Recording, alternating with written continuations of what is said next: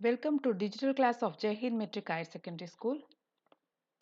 Today's topic is Introduction to HTML.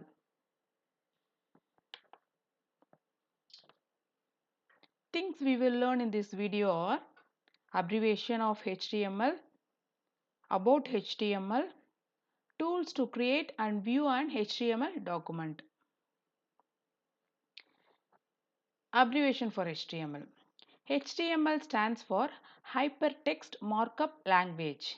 HTML stands for Hypertext Markup Language. It is a markup language. HTML அப்படிங்கிறது ஒரு markup language. It is not a programming language. Programming language வேற, இந்த language வேற. This is used to create web pages. இந்த HTML எதுக்கு நமக்கு use ஆகுது அப்படின்னாக்கா web pages create பண்றதுக்காக.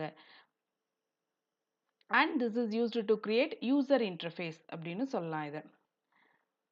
Hypertext markup language is a language for specifying how text and graphics appear on a web page. Hypertext markup language அப்படின்றது ஒரு language. இது எதுக்காக அப்படின்னாக்கா ஒரு வெப் பேஜில் டெக்ஸ்ட் கிராஃபிக்ஸ் ரெண்டுத்தையும் அப்பியர் பண்ண வைக்கிறதுக்கு தான் இது HTML அப்படிங்கிற லாங்குவேஜ் நமக்கு யூஸ்ஃபுல்லாக இருக்குது.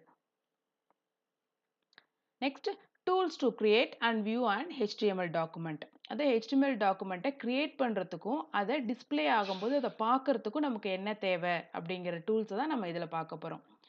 அதுக்கு டெக்ஸ்ட் எடிட்டர் அப்படின்னு ஒன்று தேவை. நெக்ஸ்ட் வெப் ப்ரௌசர் அப்படின்னு ரெண்டு ரெக்குயர்மெண்ட்ஸ் இருக்குது நமக்கு. Text editor and web browser. Text editor are programs that are used to create or compose HTML documents. Text editor அப்படிங்கிறது எதுக்காக யூஸ் பண்ணப்படுது அப்படின்னாக்கா HTML டாக்குமெண்ட்டை கிரியேட் பண்ணுறதுக்காக நமக்கு யூஸ்ஃபுல்லாக இருக்குது. எக்ஸாம்பிள் ஃபார் டெக்ஸ்ட் எடிட்டர் பார்த்தீங்க அப்படின்னாக்கா Notepad, WordPad, MS Word, MS FrontPage etcetera. இந்த மாதிரி நிறைய டெக்ஸ்ட் எடிட்டர் இருக்குது. அதாவது இதில் நம்ம டெக்ஸ்ட்டை டைப் பண்ணலாம். அதனால தான் நம்ம டெக்ஸ்ட் எடிட்டர் அப்படின்னு சொல்கிறோம்.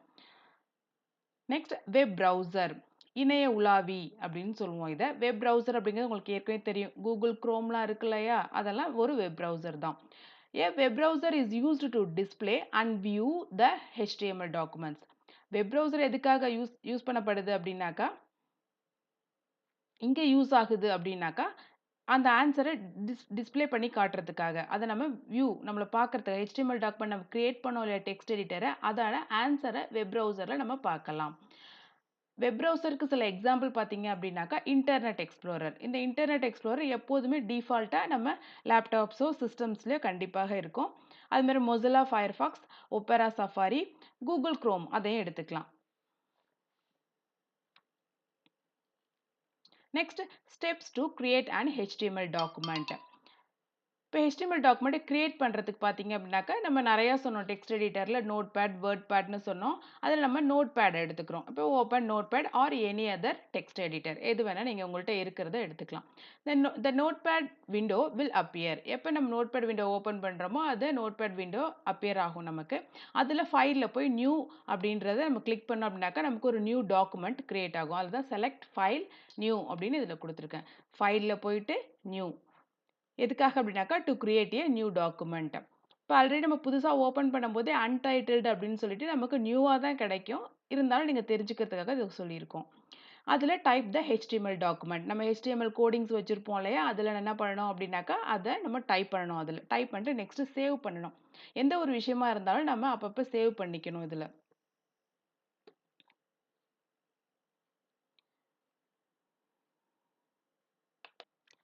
I hope you all understand the text editor and web browser. In the next video, I will show you the HTML, how to create HTML code and view the HTML documents. Thank you, students.